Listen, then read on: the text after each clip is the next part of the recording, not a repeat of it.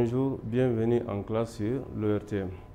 Ce matin, nous allons vous expliquer la technique de dissertation. Notre plan de cours, n'est-ce pas, est le suivant. Nous avons rappel, les instruments d'analyse statistique. Dans ça, on va vous expliquer les calculs et puis les interprétations. Et après, l'analyse des documents et la dissertation économique. Bien. Donc, en grand A, nous avons les rappels, les instruments d'analyse statistique. Et en grand 1, l'indice simple, définition. L'indice simple permet d'apprécier l'évolution d'une grandeur. Il se calcule à partir du rapport entre deux valeurs d'une même grandeur à deux dates différentes. Nous avons la formule. Nous avons IT1 par rapport à T0 égale grandeur au temps T1, c'est-à-dire GT1 sur GT0 multiplié par 100. Et IT1 par rapport à T0, ça veut dire l'indice au temps T0 par l'indice au temps T1 par rapport au temps T0. Et GT1, grandeur au temps T1 et GT0, grandeur au temps T0. Bien, donc nous avons les remarques. Il faut bien retenir ces remarques-là. L'indice, en prenant la formule, l'indice est multiplié par 100, mais n'est jamais exprimé en pourcentage. Donc, si vous calculez, donc le résultat, il ne faut jamais, n'est-ce pas, l'exprimer, le mettre en pourcentage. Et l'indice retrace une évolution, ne donne ni le volume, ni le niveau. Ça veut dire quoi? Si par exemple, on vous demande de comparer, alors que l'unité est l'indice, donc vous dites tout simplement qu'on ne peut pas, parce que ici, l'unité qu'on a et l'indice ne permet pas de comparer deux grandeurs. Bien, donc en grand 2, on va vous expliquer les taux d'accroissement. Nous avons deux taux d'accroissement. Nous avons taux d'accroissement annuel, taux d'accroissement global, qu'on appelle TAG, et taux d'accroissement annuel moyen. Donc le taux d'accroissement global, TAG, donc souvent on note par T. Il enregistre une évolution entre deux périodes de référence. TAG égale VA moins VD sur VD le tout fois 100. Et taux d'accroissement annuel moyen, souvent on appelle le taux de croissance annuel moyen ou taux de variation annuel moyen. Donc ça veut dire la même chose. C'est toujours exprimé en pourcentage. Il enregistre une évolution fictive entre deux périodes de référence.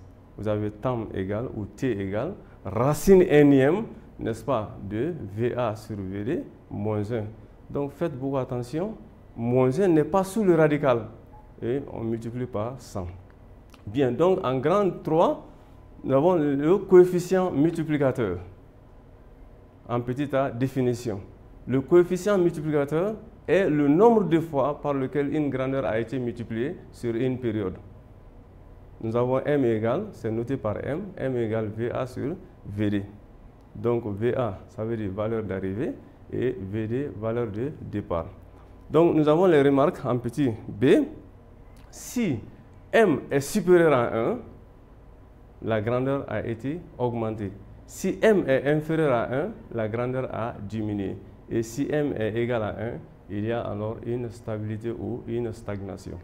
Bien, donc, nous allons voir les liens entre TAG et m, c'est-à-dire entre taux d'accroissement global et le coefficient multiplicateur. Déjà, nous avons TAG égale VA moins VD sur VD le tout fois 100. Donc, si vous scindez cette formule, vous avez VA sur VD moins VD sur VD. Et VD sur VD égale à 1. Donc, nous avons maintenant VA sur VD moins 1 le tout fois 100. On sait que M égale VA sur VD et on remplace M par sa valeur. Donc, nous aurons TAG égale M moins 1 le tout fois 100. Donc, TAG égale M moins 1 le tout fois 100 si la période ne comporte que deux dates. Et TAG égale MG moins 1 le tout fois 100 si la période est composée de plusieurs dates. Donc, ça veut dire que vous allez calculer ici M1, M2, M3 et vous multipliez. Donc, vous avez, n'est-ce pas, le produit des coefficients multiplicateurs. De cette formule, plus précisément, n'est-ce pas, le premier cas, on peut écrire l'expression M, c'est-à-dire parce que nous avons déjà la formule de TAG, donc à travers ça, on peut tirer M. Donc M égale TAG sur 100 plus 1. Et avec le tam, n'est-ce pas, si vous tirez M, vous aurez maintenant tam sur 100 plus 1 à la puissance n ou n plus 1. Donc faites beaucoup attention, n'est-ce pas, au niveau de la puissance n. Donc, mais toujours avec le premier intervalle, vous ajoutez 1. Et vous regardez maintenant les autres intervalles. Si l'année se répète, on n'ajoute pas 1. Mais si l'année ne se répète pas, on ajoute 1. Et pour simplifier l'expression, on a m égale t', parce qu'on a toujours dit que, n'est-ce pas, tam c'est t'.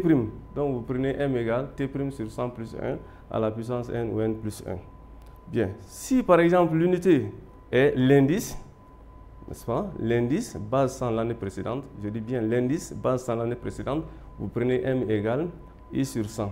Mais dans les autres cas, on utilise toujours VA, c'est-à-dire VA avec, comment on appelle ça, dans les autres cas comme valeur absolue.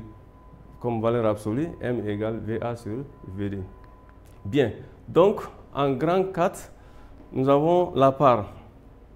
Comme définition, la part mesure l'importance ou le poids d'une grandeur, n'est-ce pas, d'un ensemble donné.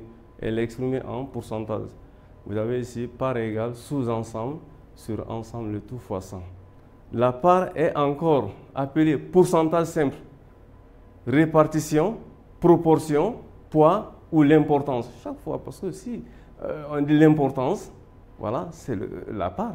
Si on dit proportion, c'est la part. Si on dit poids, c'est la part. Faites beaucoup attention. Parce que dans l'analyse, soit dans l'interprétation, il faut faire beaucoup attention. Parce que comment on peut faire ressortir l'unité, n'est-ce pas, du tableau. Bien, pour ce qui concerne, n'est-ce pas, les interprétations, l'indice, on vous a dit qu'il faut toujours transformer, n'est-ce pas, en TAG ou en coefficient multiplicateur. Et pour ce qui concerne, n'est-ce pas, le TAG, avec le TAG, vous interprétez comme ça. Vous dites tout simplement de telle année à telle année, n'est-ce pas, la grandeur a augmenté globalement si c'est positif, a diminué globalement si c'est négatif. Mais pour ce qui concerne le temps, vous allez voir effectivement que la même chose de telle année à telle année, si c'est positif, n'est-ce pas, la grandeur a augmenté, n'est-ce pas, a augmenté chaque année. Il faut toujours ajouter a augmenté en moyenne chaque année. Si vous n'ajoutez pas, faire la différence entre TAG et, n'est-ce pas, TAM. Bien, pour ce qui concerne le coefficient multiplicateur, comme on l'a dit dans, comment on appelle ça, la définition, ça explique, n'est-ce pas, le nombre de fois la grandeur a été multipliée. On doit dire la grandeur a été multipliée. Hein? Ça, c'est l'interprétation du coefficient multiplicateur. Et la part s'interprète selon sa formule. Selon sa formule, nous avons ici sous-ensemble sur ensemble le tout fois 100. Donc ça, c'est la formule de la part. Donc on interprète comme ça. Et l'ensemble là, ça c'est 100. Par exemple, si vous avez le taux de chômage ici, n'est-ce pas, c'est le nombre de chômeurs sur la population active multiplié par 100. Donc si on veut interpréter le taux de chômage, on doit dire sur 100, n'est-ce pas, actifs, parce que le dénominateur c'est actif. Donc sur 100 actifs, tel était, n'est-ce pas, le nombre de chômeurs. Bien, donc on va voir en grand B l'analyse des documents. Ici, on commence par un texte, comment on analyse un texte. Nous avons dit il faut toujours lire, n'est-ce pas? En lisant, vous allez faire ressortir les mots-clés ou, n'est-ce pas, les mots importants du texte. Donc il faut lire. Et si vous ne lisez pas, il vous serait un peu difficile, n'est-ce pas, de comprendre un texte. Donc après, on note plusieurs idées du texte et on essaie de tirer l'idée maîtresse. Bien, donc en grand 2, nous avons l'analyse d'un tableau statistique. Donc, si nous avons, par exemple, un tableau statistique, nous avons des questions à poser. Souvent, on se pose la question, quel est le titre du tableau? Et si on a le titre, ça nous guide à analyser. Et si le titre n'existe pas, nous avons même dit ici, si le titre n'existe pas, on en trouve à partir des informations, n'est-ce pas, marginales. C'est-à-dire celles contenues dans les lignes ou, n'est-ce pas, les colonnes du tableau. Donc, c'est à travers ça qu'on peut, n'est-ce pas, avoir certaines idées sur, n'est-ce pas, un tableau. Après, deuxième question, quelle est l'unité utilisée? Ah, c'est très important. Dans l'unité, si vous ne maîtrisez pas l'unité, vous ne pouvez pas interpréter. Et, n'est-ce pas, les calculs aussi ne seront pas justes. Pourquoi? Parce que quelqu'un, si le tableau est en TAG et il confond au TAM, donc ça ne peut pas marcher. Donc, il va rater l'interprétation et il va rater aussi, n'est-ce pas, les calculs. Après, par où commencer l'étude, n'est-ce pas, des nombres contenus dans le tableau. Souvent, si vous voulez, vous commencez par les plus grands chiffres, n'est-ce pas, et terminez par les plus petits. Si vous voulez faire une analyse globale, là, il n'y a pas de problème. Donc, vous faites comme ça, l'analyse globale, commencez par le plus petit au plus grand, du plus grand au plus petit. Ça dépend, n'est-ce pas, de l'élève. Bien, l'analyse d'un graphique. Donc, c'est la même chose qu'un tableau statistique. Quelqu'un qui maîtrise un tableau statistique, il peut maîtriser un graphique. C'est, n'est-ce pas, même façon. N'est-ce pas? C'est la même façon. Si vous comprenez l'analyse, n'est-ce pas, d'un tableau statistique, vous pouvez facilement, n'est-ce pas, analyser un graphique. Donc, en grand C, nous allons voir les règles de la dissertation économique. Là, c'est très important. Nous avons en grand 1, plan d'élaboration. C'est la partie préliminaire qui se fait toujours sur brouillon. Elle requiert les démarches suivantes. Procéder à la lecture attentive et intelligente du sujet. Il faut lire. Si vous ne lisez pas, vous ne pouvez pas faire, n'est-ce pas, un bon devoir. La lecture est très importante. Donc, petit 2, à l'issue de cette lecture, dégagez, n'est-ce pas, provisoirement les deux parties du sujet. Donc, pour avoir les deux, pour distinguer, pour discerner, pour percer, n'est-ce pas, les deux parties, là, ça dépend de votre niveau de lecture. Si vous ne lisez pas, vous ne pouvez pas, n'est-ce pas, avoir les deux parties du sujet, comprendre même le sujet. En petit 3, prendre connaissance des documents qui accompagnent le sujet, en s'imprégnant brièvement de leur contenu. Tout cela, ça dépend de la lecture. Donc, parce que nous avons au moins 5 documents qui accompagnent, n'est-ce pas, un sujet de dissertation. Donc, tous ces documents sont utiles. Tous ces documents sont utiles. Ce n'est pas pour rien qu'on vous a donné. Donc, vous les analysez, ça vous aide, n'est-ce pas, à développer. Analysez chaque document. Après, en petit 5, regroupez les documents en fonction de leur rapport avec le sujet. Donc, déjà, vous avez le plan détaillé. Si vous avez le plan détaillé, vous classez les documents entre les différentes parties.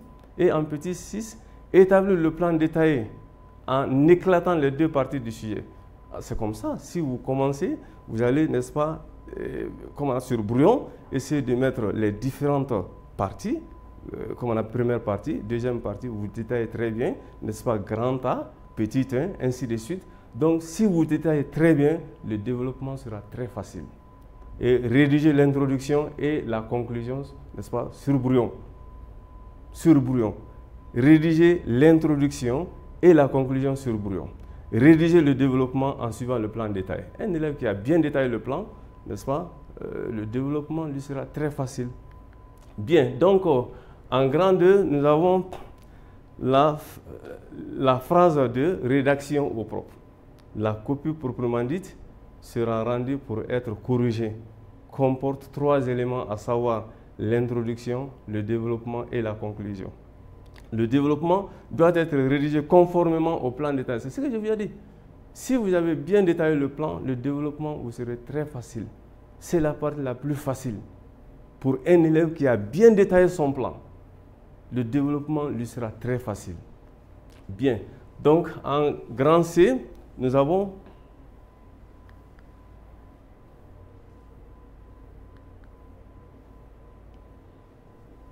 bien, en grand 3, nous avons le contenu de l'introduction.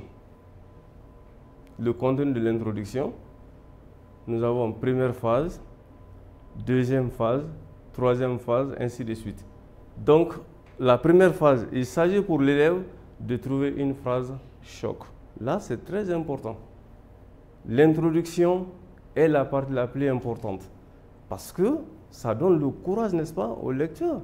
Si vous introduisez très bien, là, ça donne envie même, n'est-ce pas, d'aller aux autres, c'est-à-dire au développement et à la conclusion. Mais si vous introduisez mal, c'est comme si vous ne voulez pas que les gens, n'est-ce pas, auront du goût à votre, n'est-ce pas, document. Donc, deuxième phase, elle situe l'intérêt, n'est-ce pas, du sujet. Donc, il faut situer, montrer un peu l'intérêt du sujet.